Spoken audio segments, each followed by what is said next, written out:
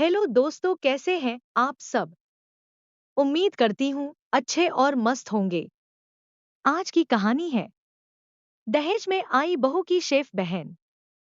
Band बज रहा था, गाजे बाजे के साथ बारात सुगंधा के दरवाजे पर खड़ी थी।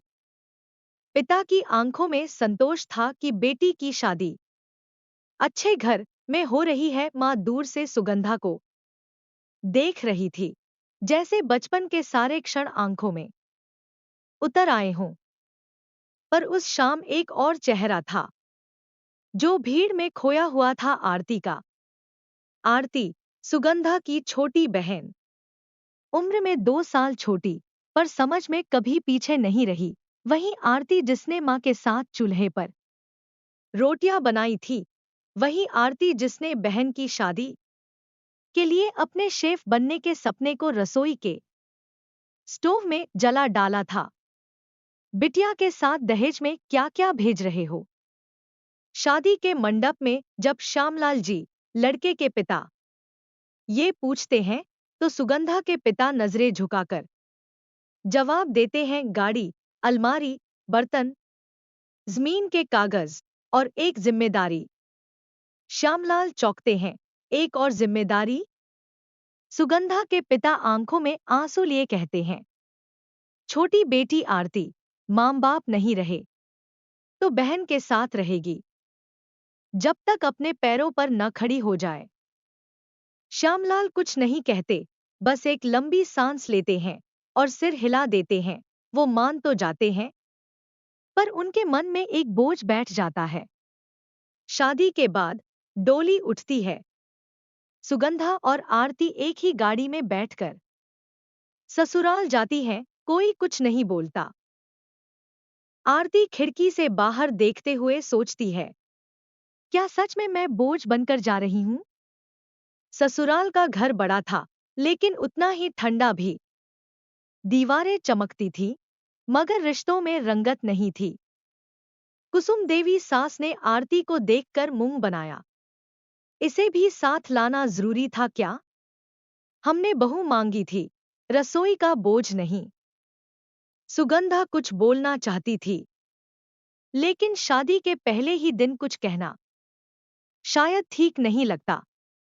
बस हाथ पकड़कर आरती को ऊपर कमरे में ले जाती है। दीदी, मैं वापस चली जाऊं।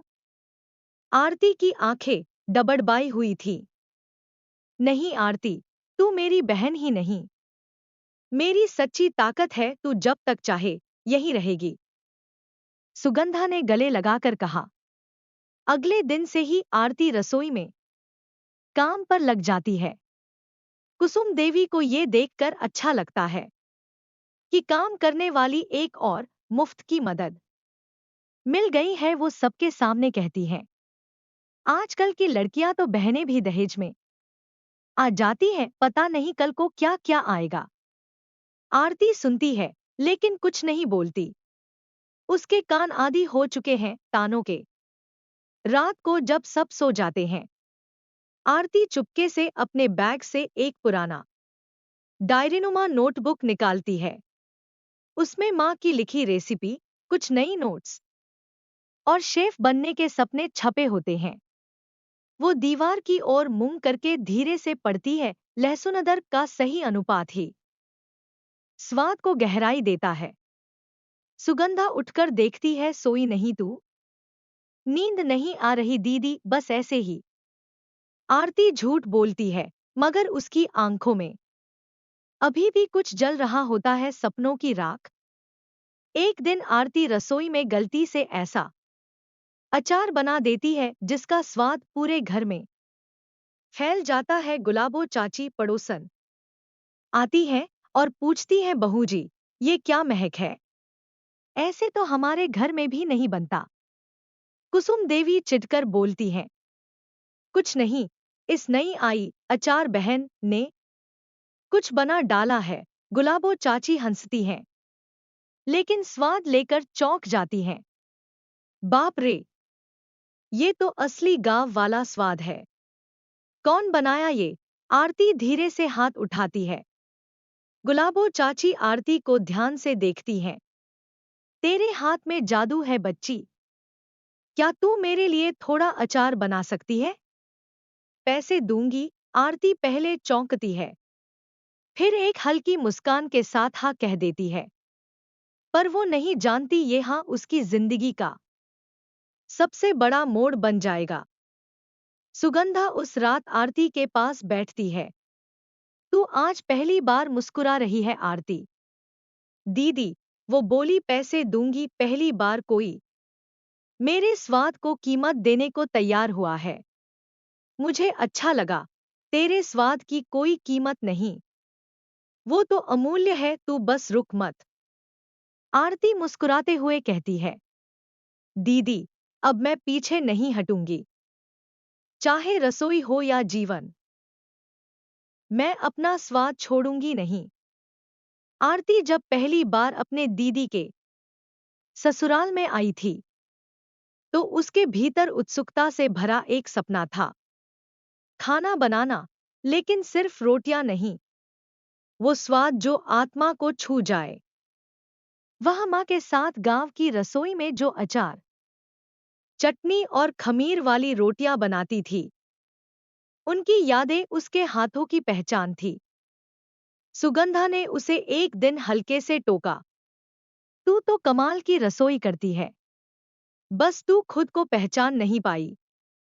आरती ने आंखें झुका ली, बोली, शादी तो दीदी तुम्हारी हुई थी, पर तुम्हारा घर मेरा ठिकाना बन गया।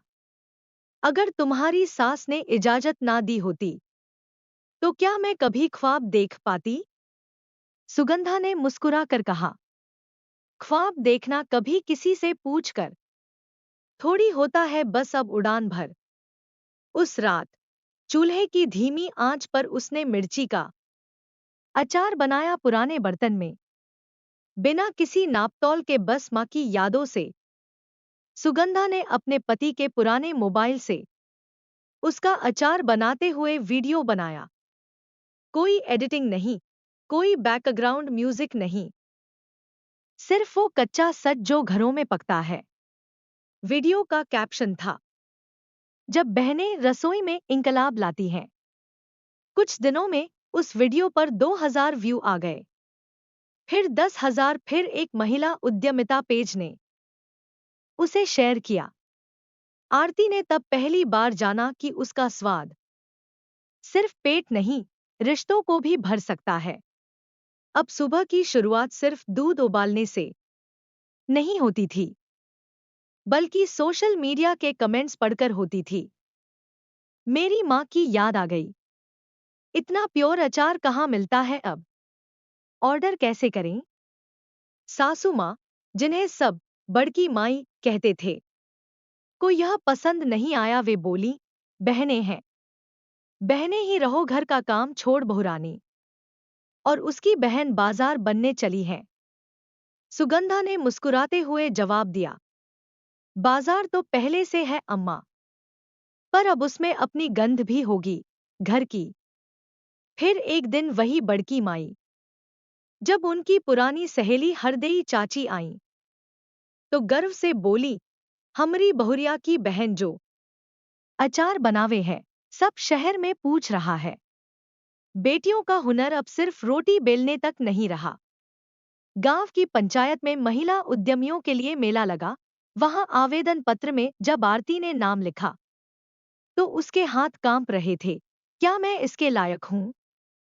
सुगंधा ने कहा, जिसने बिना तालीम के लोगों की जुबान जीत ली हो, वो हर मंच की हकदार है। मेले में जब आरती का स्टॉल सजा, तो मिट्टी के बर्तनों पर सफेद कपड़ा बिछाकर अचार रखे गए। स्वाद, रंग और खुशबू, तीनों ने ऐसा असर डाला कि सबसे लंबी लाइन उसी स्टॉल पर लगी। पुरस्कार समारोह में जब उसका नाम पुकारा गया, तो आरती रो पड़ी। ये मेरे लिए नहीं, मेरी माँ, मेरी बहन और हर उस लड़की के लिए है, जिसे रसोई का मतलब केवल बर्तन मांजना सिखाया गया। आरती ने अब ठान लिया, हर उस लड़की को सिखाना है, जो पढ़ लिख नहीं पाई, पर स्वाद जानती है। सुगंधा ने छत की पुरानी मड़ैया को साफ किया, वहां कुछ पुरानी चारपाइयां बिछाकर स्वाद पाठशाला शुरू की गई। पहली क्लास में दो विधवाएं, एक तलाकशुदा लड़की और एक मजदूरन की बेटी आईं। आरती ने कहा, हम सब स्वाद वाली बहनें हैं। हिम्मत हमारी मसाले हैं, संघर्ष हमारी रेसिपी। सुगंधा के पति रवि जी, जो बैंक में काम करते थे, उन्होंने कहा, अब इसे ब्रांड बनाना होगा। एक वेबसाइट बनवाओ, जीएसटी लो, पेटीएम जोड़ो। आरती बोली, मैं तो मोबाइल भी ठीक से नहीं चला पाती। सुगंधा बोली, तू अचार बना, मैं टेक्नोलॉजी संभालती हूँ। अब इंस्टाग्राम, फेसबुक और लोकल ईमार्ट पर स्वाद वाली बहन के अचार बिकने लगे। एक रिश्ता आया, अमीर घर से लड़का एमबीए था, देखने में शालीन, पर उसकी माँ बोली, बहू को हम रसोई नहीं, ड्राइंग रूम में चाहते हैं। ये व्यापार सब शादी के बाद बंद होगा। आरती ने पहली बार चुप्पी तोड़ी। अगर रसोई नहीं होती, तो आज आप मेरी बहन के घर न आए होते। मेरी पहचान वहीं से है। मैं कोई सामान नहीं, जो शादी में बदल जाओ। रिश्ता टूट गया, पर आत्मविश्वास जुड़ गया। अब जेठानी पैकिंग करती, देवरानी पत्तियां सुखाती, बच्चे अचार के नाम वाले स्टिकर चिपकाते। बड़की माई सुबह कहती, अरे बहनिया, आज लहसुन मंगवाना मत भूलना। घर अब सिर्फ चार दीवारें नहीं था, एक चलती फैक्ट्री बन चुका था। स्नेह, सहयोग और स्वाद की। जब राज्य सरकार ने महिला उद्यमियों की सूची निकाली, तो टॉप 10 में नाम आया। स्वाद वाली बहन आत्मनिर्भर भारत की प्रेरणा। एक स्थानीय चैनल ने डॉक्यूमेंट्री बनाई, जिसमें सुगंधा ने कहा, जब मेरी बहन ने रोटी से उम्मीद पकाई, तब जाना कि स्त्री सिर्फ घर की रौनक नहीं, देश की नींव है। आरती को सब स्टार मानते थे, पर वो अब भी खुद को दीदी की छाव मानती थी।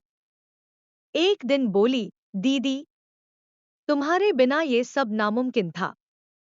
सुगंधा ने हंसकर कहा, तेरा स्वाद इतना था कि मुझे सिर्फ तवा गरम रखना पड़ा। अब हर महीने नए गांवों में क्लास लगती। पापड़ बनाओ, पैकेट बनाओ, अपने सपने सजाओ। सरकार से लोन मिला, एक एनजीओ ने सपोर्ट किया, और जल्द ही स्वादशाला एक मूवमेंट बन गई। एक इंटरव्यू में आरती से पूछा गया, क्या कभी डर लगा था? उसने मुस्कुरा कर कहा, डर तो हर रेसिपी की शुरुआत में लगता है, कि स्वाद बिगड़ ना जाए। पर जब नीयत साफ हो, तो हर मसाला मिल जाता है। पहली बार कनाडा से एक एनआरआई महिला का ऑर्डर आया, नींबू अदरक वाला अचार।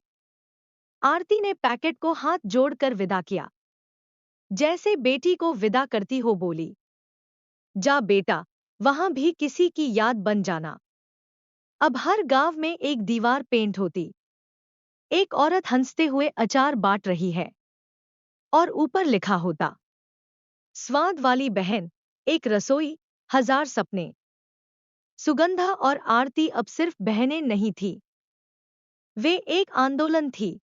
हर बहन के सपनों की नींव, हर घर की प्रेरणा। प्यारे दोस्तों, यह कहानी यहीं पर समाप्त होती है। आपको यह कहानी कैसी लगी? कमेंट बॉक्स में जरूर बताएं। अगर आपको हमारी ये कहानी पसंद आई हो, तो कृपया हमारे वीडियो को लाइक, शेयर और चैनल को प्लीज सब्सक्राइब जरूर कर लें।